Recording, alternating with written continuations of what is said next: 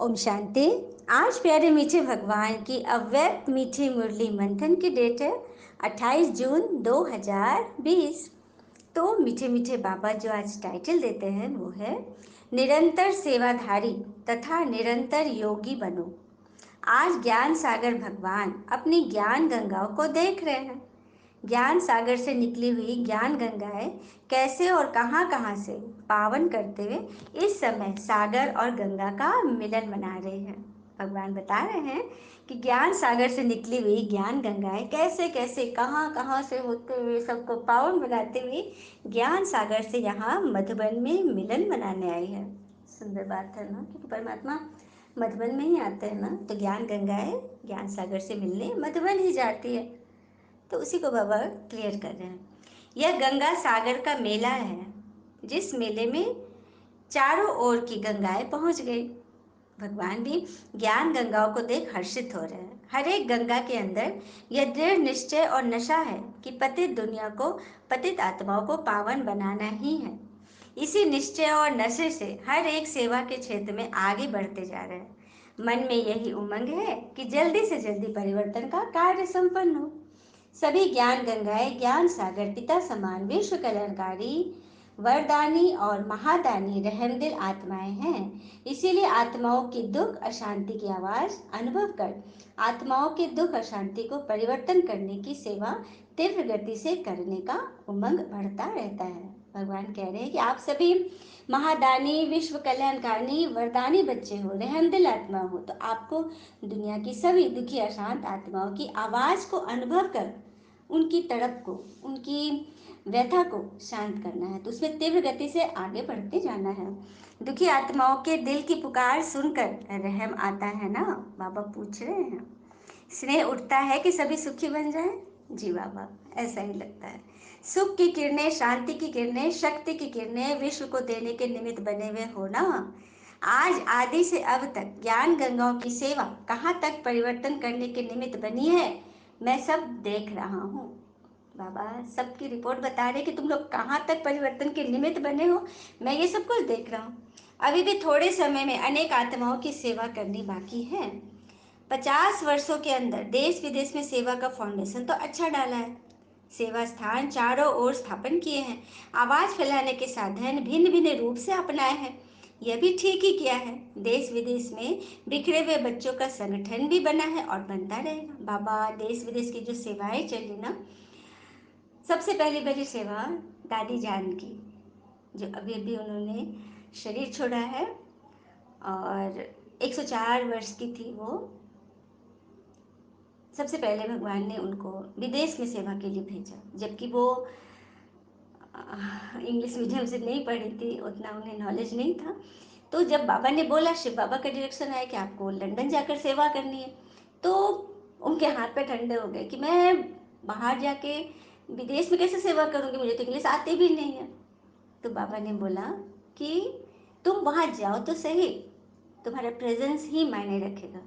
और फिर सच में जैसे लगा ना कि चमत्कार को नमस्कार है। दादी वहाँ गई और बाबा का डायरेक्शन था कि योग कराना है, और योग करा रही थी ना, तो परमात्मा की पावर को कैच करके आत्माओं पे जो वाइब्रेशन जा रहे थे ना, उससे वे लोग दादी की भावना को, भगवान को पहचाने। मतलब वाइब्रेशन में इतनी शक्ति है। इस तरह से विदेशों में सेवा शुरू हुई। अब तो खैर काफ़ी नामी ग्रामी लोग हैं, काफ़ी ब्रिलियंट टैलेंटेड लोग हैं, शिवानी दीदी, उषा दीदी, सचिन भाई, ये सब डॉक्टर, इतने बड़े बड़े इंजीनियर, बड़े बड़े चार्टर्ड अकाउंटेंट, मतलब काफ़ी बड़े बड़े पढ़े लिखे लोग अब आ गए हैं। लेकिन पहले जब दादियाँ लोग थी पुराने ज़माने की, तो वो लोग उतनी पढ़ी लिखी नहीं थी, लेकिन फिर भी विदेशों की सेवा हुई थी। बाबा बोल रहे हैं कि देश विदेश में तो सेवाएं तीव्र गति से बढ़ी रही है। सब अच्छा हो रहा है। तो अभी और क्या करना है, क्योंकि अभी विधि भी जान गए हो ना। साधन भी अनेक प्रकार के इकट्ठे करते जा रहे हैं और किए भी हैं। स्वस्थिति, स्व उन्नति, उसके प्रति भी अटेंशन दे रहे हैं और दिला रहे हैं। अब बाकी क्या रहा, जैसे आदि में सभी आदि रत्नों ने उमंग उत्साह से तन मन धन समय संबंध दिन रात पिता के हवाले अर्थात पिता के आगे समर्पण किया, जिस समर्पण के उमंग उत्साह के फलस्वरूप सेवा में शक्तिशाली स्थिति का प्रत्यक्ष रूप देखा। देखो बाबा ने आगे बोल दिया ना कि आदि रत्न, मतलब पहले के जो बच्चे थे बाबा के यज्ञिक सेवा के, उन लोगों ने किस तरह से सेवा करी, तन मन धन समय संबंध दिन रात सब बाबा के हवाले कर दिया। फिर आगे बोल रहे बाबा, जब सेवा का आरंभ किया तो सेवा के आरंभ में और स्थापना के आरंभ में दोनों समय यह विशेषता देखी। आदि में ब्रह्मा पिता को चलते फिरते साधारण देखते थे, वह कृष्ण रूप में देखते थे। साक्षात्कार होता था ना, ब्रह्मा पिता थे तो साधारण मनुष्य तन में, मनुष्य तन लिया था ना आधार, लेकिन जो भी आते थे उनको अपने ईश देव देवी का साक्षात्कार होता था। कोई कृष्ण जी को देख रहे हैं उनके तन में, किसी को विष्णु जी का, किसी को शंकर जी, मतलब इस तरह से साक्षात्कार होते थे। ब्रह्मा पिता को देखते थे तो साधारण रूप में देखते हुए उन्हें अपने ईश देव का अनुभव होता था। हाँ, दादा है ये सोचते थे कि चलते फिरते कृष्ण जी का अनुभव कर लेते थे। ऐसे किया ना, आदि में ब्रह्मा पिता में ये विशेषता देखी, अनुभव की, और सेवा की आदि में जब भी जहाँ पहुँचे सबने देवियों की को अनुभव किया। देवियाँ आई है, यही सबके बोल सुनते, यही सभी के मुख से निकलता, ये अलौकिक व्यक्तियाँ हैं। हाँ, ऐसे ही अनुभव किया ना, बाबा बोल रहे हैं कि जितनी भी माताएं बहनें थी, दादियाँ थी, उनके तन में सबको देवियों का साक्षात्कार होता था। मतलब प्रारंभ में बाबा इस तरह से सबके मन में निष्ठा जगा रहे थे, लगन जगा रहे थे, विश्वास जगा रहे थे कि हाँ, जिसे तुम जीवन भर पूछते आए, मतलब 2500 वर्ष जिसे पूछते आए, वो यही है और हम ही हैं। तो ये बाबा बोले कि ऐसे प्रारंभ में हुआ ना साक्षात्कार, ये देवियों की भावना सभी को आकर्षित कर सेवा की वृद्धि के निमित्त बन गई। मतलब आज जो बहनें जो निमित्त बनी हुई हैं वही तो है। तो आदि में भी न्यारेपन की विशेषता रही, सेवा के आदि में भी न्यारेपन की और देवीपन की विशेषता थी। अभी अंत में वही झलक और फलक प्रत्यक्ष रूप में अनुभव करेंगे, तब प्रत्यक्षता का नगाड़ा बजेगा। बाबा ने आदि की बातें क्यों बताई कि आदि में साक्षात्कार हुए थे, जितने भी आत्माएं आते थे उनको ब्रह्म पिता में अपने श्री विष्णु श्री कृष्ण जी के साक्षात्कार होते थे, तो माताओं बहनों में देवियों के साक्षात्कार होते थे। सबको अपनी ईश देवियाँ दिखती थी। तो जैसे आदि में ऐसा हुआ, ऐसा पाठ चला, तो वो अंत में भी चलेगा। आपकी झलक और फलक ही प्रत्यक्षता का नगाड़ा बजाएगी। प्रत्यक्षता, ईश्वरीय प्रत्यक्षता का कि भगवान तो आ चुके हैं। तो अभी रहा हुआ थोड़ा सा समय निरंतर योगी, निरंतर सेवाधारी, निरंतर साक्षात्कार स्वरूप, निरंतर साक्षात पिता, इस विधि से सिद्धि प्राप्त करेंगे। बाबा बोल रहे हैं अंत में साक्षात्कार किस विधि से होगा, जब आप निरंतर सेवाधारी, निरंतर साक्षात्कार स्वरूप और निरंतर योगी बन के रहोगे। मतलब लगातार आपकी तार परमात्मा के साथ कनेक्ट रहे, बिजली तार। गोल्डन जुबली मनाई, अर्थात गोल्डन दुनिया के साक्षात्कार स्वरूप तक पहुँचे। जैसे गोल्डन जुबली मनाने के दृश्य में साक्षात देवियाँ अनुभव किया ना, हाँ, तो वैसे ही आपको सारी अनुभूति होगी, बाबा बोल रहे हैं। फिर आगे बोल रहे बाबा, स्व की छोटी छोटी बातों के पीछे, तन के पीछे, मन के पीछे, साधनों के पीछे, संबंध निभाने के पीछे समय और संकल्प नहीं लगाओ। क्या क्या बोला बाबा ने, तन के पीछे, मन के पीछे, छोटी छोटी बातों के पीछे, साधनों के पीछे, कि मोबाइल नहीं है तो फिर मैं कैसे योग करूं, बिना गीत के तो योग होता नहीं है। हाँ, सोफा नहीं है तो मैं आराम से कैसे बैठूं। मतलब साधन के पीछे हमारी साधना बाधित ना हो। संबंध निभाने के पीछे, किसी के पीछे हम पड़े हैं, वो नाराज है तो उसको मनाने में लगे तो व्यर्थ हो रहा है ना। हाँ, समय और संकल्प इसमें गवाते हैं, इसको गवाना नहीं है। सेवा में लगाओ, अर्थात स्व उन्नति की गिफ्ट स्वतः ही प्राप्त होगा। अभी अपने प्रति समय लगाने का समय परिवर्तन करो। श्वास जैसे भक्त लोग श्वास श्वास में नाम जपने का प्रयत्न करते हैं ना, ऐसे श्वास श्वास सेवा की लगन हो। भक्त आत्माएं ना हर श्वास में शिव शिव राम राम ऐसे ऐसे जपते हैं, अजपा जाप कहते हैं इसको। तो ये बाबा कह रहे हैं ऐसे आपकी श्वास श्वास, क्योंकि ब्राह्मण जीवन की श्वास ही सेवा है। अच्छा, दुनिया के भी जो ब्राह्मण होते हैं, पंडित लोग, उनका प्रोफेशन क्या है, उनका धर्म क्या है, कथा वाचना। तो हमारा भी है, हाँ, कथा वाचित तो रहे, सच्चे सच्चे सत्यनारायण की कथा, अमरनाथ की कथा हम सभी को सुना रहे हैं। तो ये काम बंद नहीं होना चाहिए, सेवा में मगन हो, विधाता बनो, वरदाता बनो, निरंतर महादानी बनो। 4 घंटे से 6 घंटे की सेवाधारी नहीं, अभी विश्व कल्याणकारी स्टेज पर हो, हर घड़ी विश्व कल्याण प्रति समर्पित हो। मत पापा कह रहे कि 4 और 6 घंटा सिर्फ सेवा मत करो, बल्कि निरंतर विश्व सेवा की स्टेज पर रहो। विश्व कल्याण में स्व कल्याण स्वतः ही समाया हुआ है। जब संकल्प और सेकंड सेवा में बिजी रहेंगे, फुर्सत नहीं होगी, माया को भी आपके पास आने की फुर्सत नहीं होगी। सुंदर बात ना, जब आप सेवा में बिजी होगे, हर पल खाना बनाते, कपड़े धोते, बच्चों को तैयार करते, पढ़ाते, मन में सेवा चल रही है, मन में आत्मा के प्रति प्लान चल रहे हैं, मन सदा अंतर्मुखी हो बाबा से बातें कर रहे हैं, तब माया को चांस कहाँ से मिले? क्योंकि हमने तो माया को आने का रास्ता ही नहीं खोला। तो माया कोई फुर्सत नहीं हो कि हमारे पास आने की। अच्छा, हम उसको एंटरटेन नहीं करेंगे, हम बाबा में लगे, हम सेवा में लगे हैं, तो माया क्यों आएगी भला? ऐसे भी किसी गेस्ट को हम बुलाते हैं और हम उसके पास बैठे ही, उससे बातें ही नहीं करें, तो क्या वो फिर दोबारा आएगा? बिल्कुल नहीं आएगा। तो वही बात है, हाँ, माया को ऐसे ही हमें भगाना है। समस्याएं समाधान के रूप में परिवर्तन हो जाएंगी। समाधान स्वरूप श्रेष्ठ आत्माओं के पास समस्या आने की हिम्मत नहीं रख सकती। बाबा ने कह दिया, जो श्रेष्ठ आत्मा है, जो श्रीमत पे एक्यूरेट चल रहे, उनके सामने समस्याएं समाधान के रूप में परिवर्तन हो जाएगी। हिम्मत नहीं रखेगी।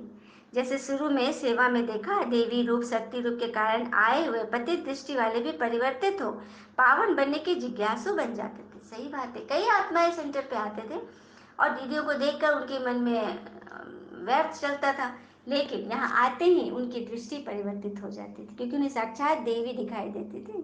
तो ऐसे ऐसे सेवाएं आगे बढ़ी हैं।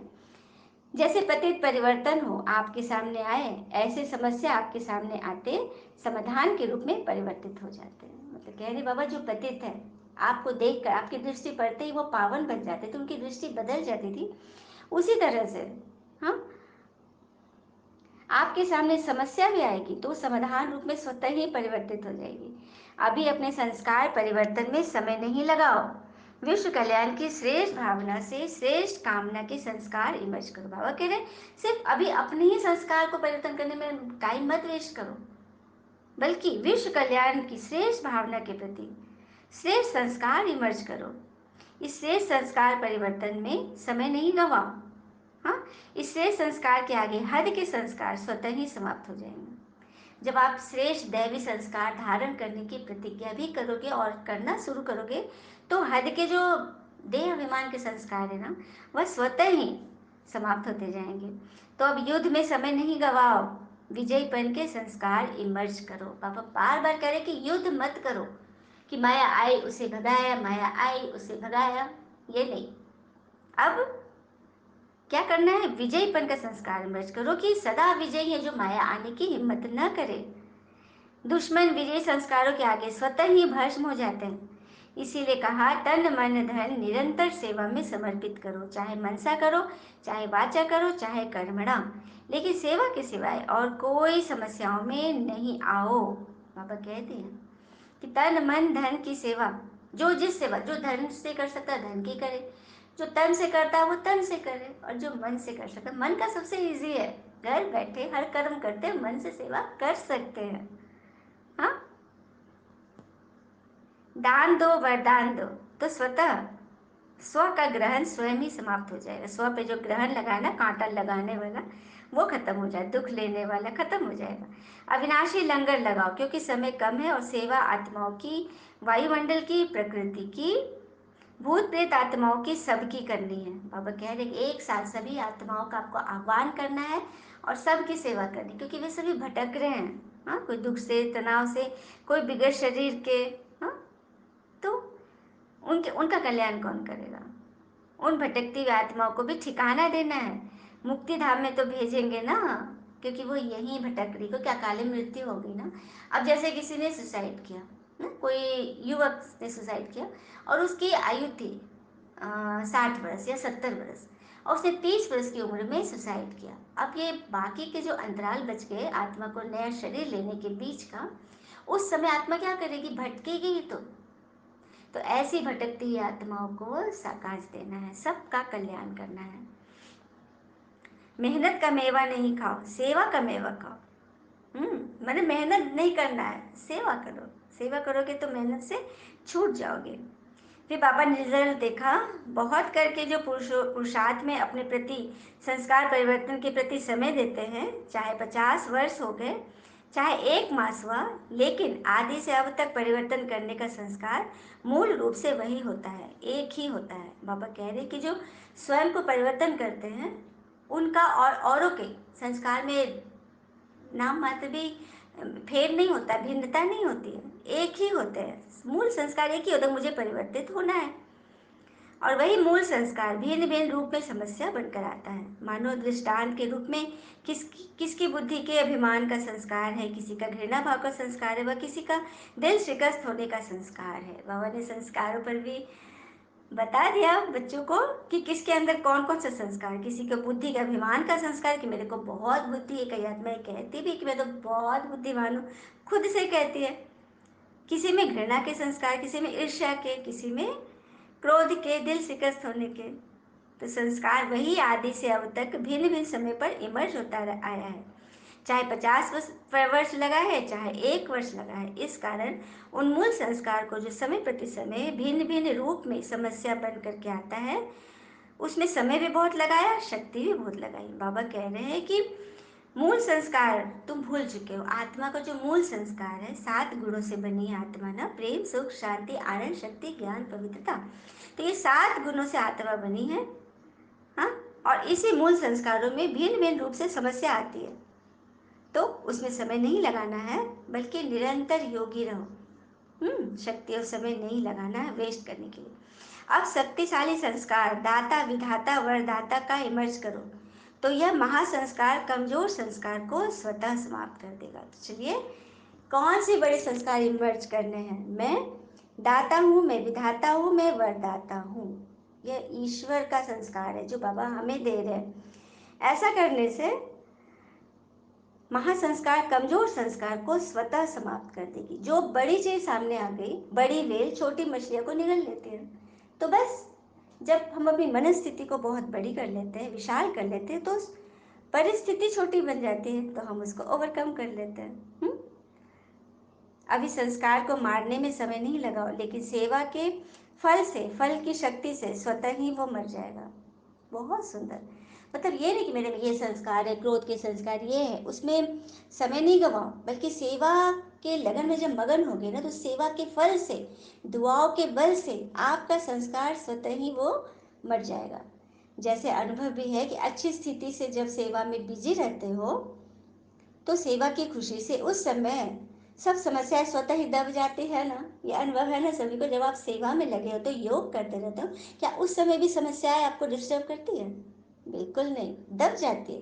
क्योंकि समस्याओं को सोचने की फुर्सत ही नहीं है कि मेरे पास ये समस्या है, ये है, ये है, ये है, सोचने की फुर्सत ही नहीं है। ऐसी सेवा में बिजी रहो।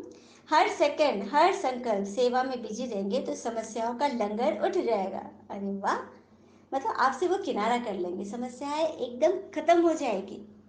आप औरों को रास्ता दिखाने के, पिता का खजाना देने के निमित्त सहारा बनो, तो कमजोरियों का किनारा स्वतः ही हो जाएगा। मतलब औरों को रास्ता दिखाने में बिजी रहो, तो आपकी कमजोरियों को किनारा स्वतः मिल जाएगा। समझा? यही करना है अब। सारे बच्चों ने हाथ उठाया कि जी बाबा, हम करेंगे यही। अभी बेहद का सोचो, बेहद के कार्य को सोचो। चाहे दृष्टि से दो, चाहे वृत्ति से दो, चाहे वाणी से दो, चाहे संग से दो, चाहे वाइब्रेशन से दो, लेकिन तुम्हें देना ही है, क्योंकि तुम देवता बनने वाले हो। देने वाली बात सबको समझ में आ रही है ना? दातापन, दान करने से देना लेना हो जाता है। समझा? गोल्डन जुबली क्या है, बाबा बोल रहे हैं। अच्छा, सदा विश्व कल्याणकारी, समर्थ रहने वाले, सदा वरदानी, महादानी स्थिति में स्थित रहने वाले, स्व की समस्याओं को औरों प्रति समाधान स्वरूप बन सहज समाप्त करने वाले, हर समय हर संकल्प को सेवा में समर्पण करने वाले, ऐसे रियल गोल्ड बच्चों को, पिता समान श्रेष्ठ आत्माओं को भगवान का याद, प्यार और नमस्ते। हम बच्चों की भी बाबा को इतना इतना इतना गुणवान बनाने के लिए दिल से बहुत बहुत याद, प्यार और नमस्ते। फिर आगे बोले बाबा, यह विशेष खुशी सदा रहती है कि आदि से हम आत्माओं को साथ रहने का और साथी बनने का विशेष पाठ मिला हुआ है। हम्म? साथ भी रहे और फिर जहाँ तक जीना है वहाँ तक स्थिति में भी बाप समान साथी बनना है। तो सदा साथ रहना और साथी बनना, ये विशेष वरदान आदि से अंत तक मिला हुआ है। बाबा बोल रहे हैं कि तुम सदा बाप के साथ रहो, तो ये विशेष वरदान आदि में मिला था तो अंत तक भी मिलेगा। फिर आगे बोल रहे हैं कि विशेषताएं तो बहुत है, लेकिन अभी आप विशेष आत्माओं को दान भी विशेष करना है। ज्ञान दान तो सब करते हैं, लेकिन आपको अपनी विशेषताओं का दान करना है। विशेषताओं का दान कैसे करेंगे? हाँ, हमने उनको कुछ अच्छी बातें बताई है, उनको कुछ सामग्री दे दी जो उसके घर में काम आ जाएगा, इस तरह से हम उसके प्रति भी स्नेही हैं। हाँ, तो विशेषताएं तो बहुत प्रकार की होती है। अब हमारे अंदर कौन सी विशेषताएं हैं, हम उसको हाईलाइट करेंगे। जो विशेषताओं के महादानी हैं वह सदा के लिए महान बनते हैं, चाहे पूज्यपन में चाहे पुजारीपन में सारा कल्प महान रहते हैं। जैसे ब्रह्मा पिता को देखा, अंत में भी कलयुग दुनिया के हिसाब में ही महान रहा ना। तो आदि से अंत तक ऐसा महादानी महान सेवाधारी बच्चों के रूप में साक्षात्कार करोगे। अच्छा, आपको देखकर सब खुश हुए तो खुशी बांटी ना।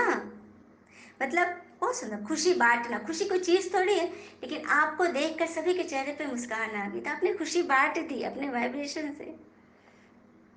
बहुत अच्छा मनाया, सबको खुश किया और खुश हुए। बाप दादा विशेष आत्माओं के प्रति विशेष कार्य से हर्षित होते हैं। स्नेह की माला तो तैयार है ना, पुरुषार्थ की माला, संपूर्ण होने की माला, वह तो समय प्रति समय प्रत्यक्ष हो ही रही है। बाबा कह रहे हैं कि आप बच्चे संपूर्ण संपूर्ण व समर्पण कर रहे हो तो आपको धीरे धीरे प्रत्यक्षता होगी। फिर आगे बोले बाबा, जितना जो फरिश्ता संपूर्ण अनुभव करता है वह समझो माला के मणके हैं। जितना जो फरिश्ता, फरिश्ता किसे कहते हैं पूजा बहन?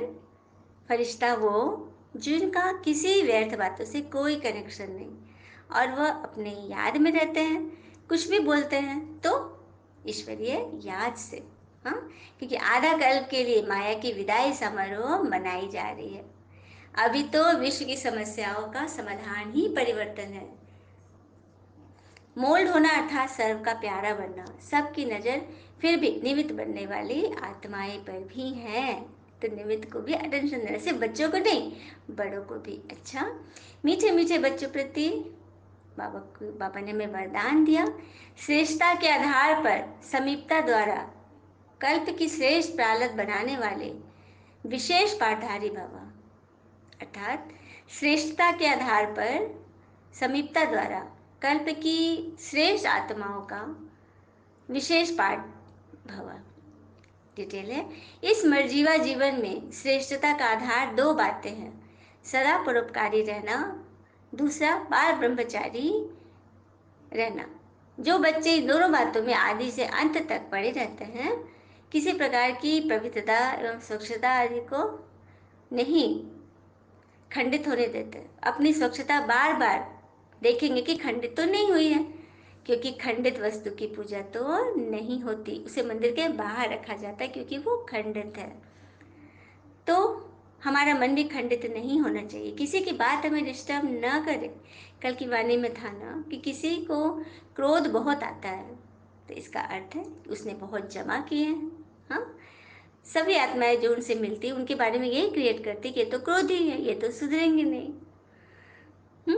तो भगवान के सदा समीप जो रहते हैं और उनकी प्रारब्ध सारे ईश्वर के लिए श्रेष्ठ बन जाती है। स्लोगन है, संकल्प व्यर्थ है तो दूसरे सब खजाने भी व्यर्थ हो जाते हैं। मतलब यदि संकल्प, सोच, बीज बीज ही उत्तम क्वालिटी का नहीं है तो उसकी फसल क्या होगी? तो संकल्प व्यर्थ है तो उससे सब खजाने भी व्यर्थ हो जाते हैं। तो हमें यह देखना है कि हमारा खजाना बराबर, हम धन धान से परिपूर्ण रहे और ज्ञान में चले। बाबा ने जो आज पॉइंट बताया उसे अच्छी रीति धारण करें और औरों को भी कराएं। अच्छा, ओम शांति। शुक्र है मीठे बाबा, वो बाबा के प्यारे प्यारे बच्चे। Thank you Baba. All is well always.